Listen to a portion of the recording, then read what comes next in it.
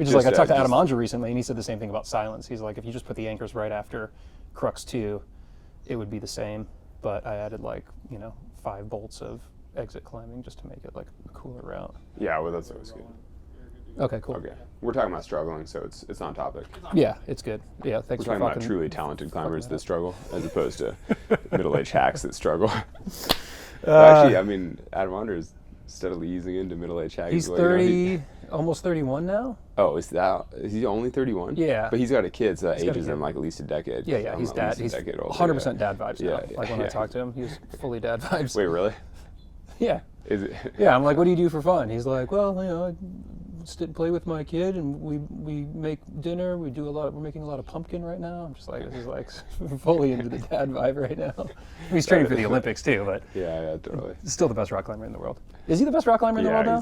He's the best rock climber. I mean, at least still for a while longer, It seems like Jakob, who's also not young, has been making kind of a push. But Jakob would have to climb the Dawn Wall and like onsite 9A and do a bunch of other things he hasn't done to be a contender for the best rock climber in the world. Ondra climbed the Dawn Wall in a month. 8 days. I mean, it was 8 days. Well, 8 days on the wall, but a month of effort. Right. Which either way is insane. And led every pitch. That doesn't mean anything. No. No. I mean, top rope just doing it. Just climbing is just hard. Doing it is like leading it doesn't make any difference at that level and on traversing pitches and all that kind of stuff. And I think Tommy and Kevin led all the crux pitches also. I think they each led all the hard stuff. But because they also fell so much on the different things that you have to like rework them. Right. And so you're just leading each time. Did Ondra do the down climb?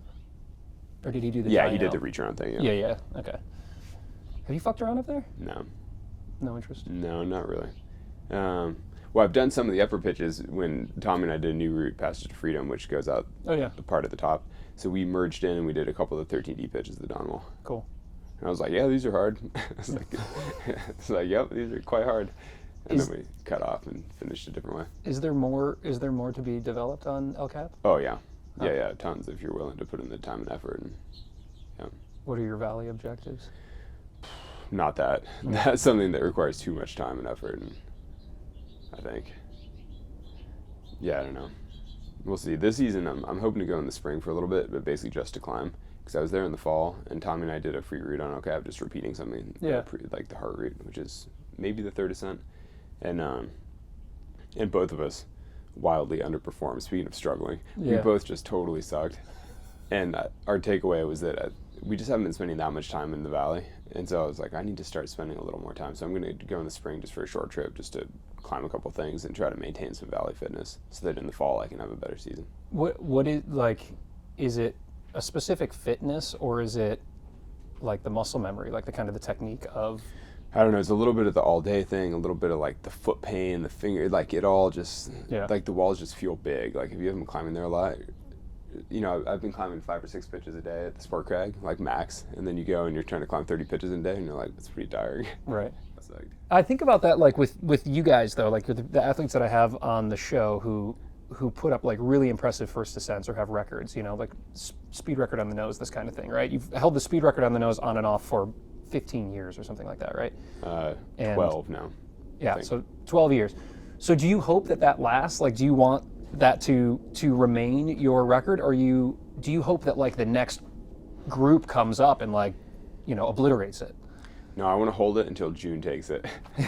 When baby June can have it when she's ready. You're gonna let her speed climb? I mean, I don't know if it's a let thing. She'll just do what she wants. Yeah. But plus, maybe for her, it won't even be speed climbing. She'll just be like, oh, we had a casual day on the nose, and it only took an hour and a half. God.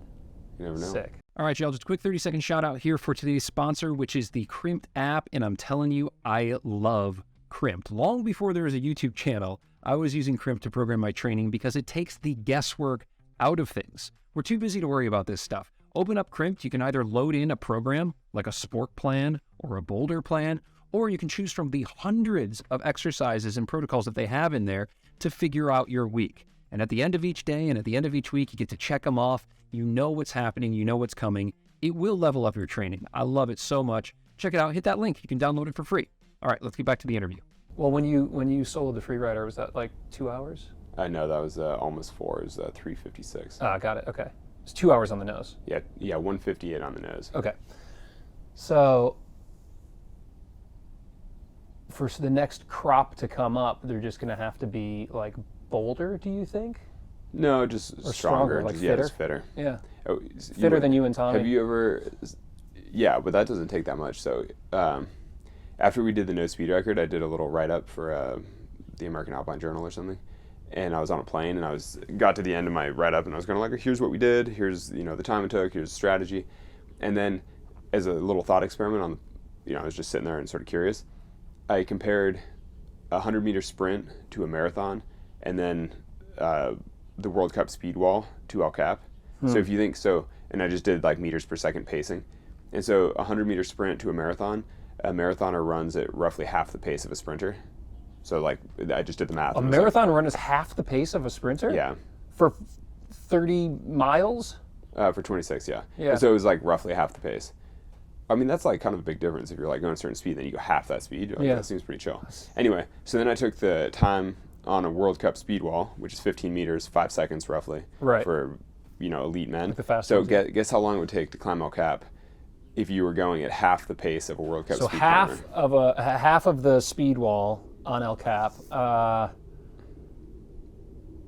don't know, 20 minutes?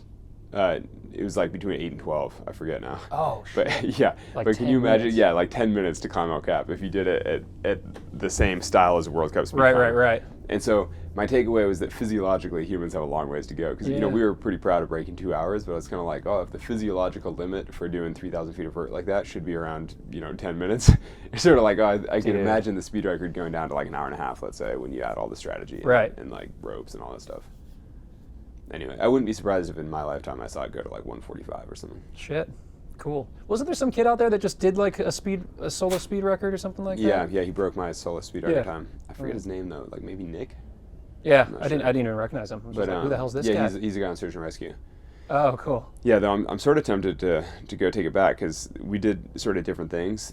He took a different line through a section, which allowed him to take less rope and different gear. And basically, the times that I've soloed the nose were part of other link ups, and it was all sort of like big adventure survival experiences. Right. I've never done it as just soloing the nose for speed. I'm sort of like, if someone's throwing their hat in the ring, I'm Let's ready to go. Yeah. Is that this spring maybe? Probably not spring. Yeah. But maybe fall. But we'll see. Get fit. Maybe not. Spring is a better time though. You get more shade, but I don't think I'll be. We'll have a 3-month-old. It's just like not the time for Right. for hammering speed laps over and over. Not because it's like risky, but because you just have to be at home and you're not getting the rest. And But also a little because it's risky or not? I don't know. We'll see. Yeah. I mean, ideally, if it feels risky, you're not doing it. Like ideally, you make it feel safe. You find Yeah, a way. I mean, I think that's a common misconception is a lot of people from the outside think that you're like a huge risk taker, but you work very hard to like remove risk so that when you do something that's perceived as risky, it's actually quite controlled and quite safe. But speed climbing seems like it maybe pushes the envelope a little bit more so than even soloing in that regard. I mean, the thing though with speed soloing on the nose is you're not free soloing. I mean, you have a rope, you have gear, and you can use it as much as you want. So in theory, it's just a judgment call as to where you use the gear and where you choose not to, and you Right. can make it feel as safe as you want. And then you can cut as many corners as you want if you're trying to go faster. There are sections that you solo essentially that like feel highly uncontrolled, and then sections that you're placing. Yeah. More gear. Yeah, basically you free solo anything that feels easy, and then Right. anything that's not easy, you put in gear. Yeah. And you can clip yourself into the gear the whole time. You can use a rope. You can self-belay. I mean, you can do anything. And then you back clean? Well, it depends on how you want to do it. Yeah. Okay. Um, Oh man. All Because right. back cleaning takes a long time, so then it's like if you're really trying to set a speed record, then you use whatever strategies are best. Yeah. Cool. So that was just a couple minutes from an entire day that I spent out with Alex Honnold. It was such a dream. You wouldn't believe the stuff he got me into. You can watch the whole episode actually right here, right now. Check it out.